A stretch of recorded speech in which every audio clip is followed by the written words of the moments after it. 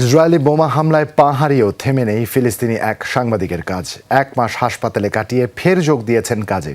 শুধু নিজের ক্যামেরা নিয়েই আশ্রয় শিবিরে ঘুরে বেড়াচ্ছেন তিনি। ক্যামেরাবন্দি করছেন আশেপাশের ভয়াবহ দৃশ্য। বিশ্ববাসীর কাছে তুলে ধরতে চান গাজার বর্তমান অবস্থা। 6000 mAh battery, one and only Power Master, NextG N73. শরণার্থী শিবিরে চলছে সাক্ষাৎকার। সাংবাদিকের বিভিন্ন প্রশ্নের উত্তর দিচ্ছেন তাঁবুতে আশ্রয় নেওয়া বাসিন্দারা। সাংবাদিকের ক্যামেরায় বন্দী হচ্ছে আশ্রয়স্থলের ভয়াবহ দৃশ্য, মানুষের আর্তনাদ আর হাহাকার। দাঁড়িয়ে থাকতে কষ্ট হলেও ক্যামেরা হাতে নিয়ে কাজ চালিয়ে যাচ্ছেন ফিলিস্তিনি সাংবাদিক সামি শিহাদা।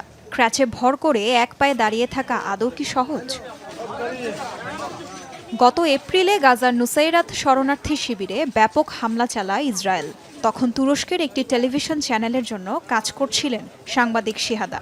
সাথে ছিলেন অন্যান্য ফিলিস্তিনি সাংবাদিকরাও। নিজেদের ক্যামেরায় ধারণ করেন নুসাইরাতে ইসরায়েলি তাণ্ডবের দৃশ্য। সে সময়ই তেল আবিবের গোলায় পায়ে গুরুতর আঘাত পান সামি শিহাদা। অস্ত্রোপচারে কেটে ফেলতে হয় পুরো পা। 17 বছর বয়সে প্রথম ক্যামেরা হাতে নেই। ক্যামেরাটিকে নিজের অংশ মনে করি। হাসপাতালের সময়টা ছিল দুর্বিষহ। প্রথমে জিজ্ঞাসা করেছিলাম আমার ক্যামেরা কোথায়।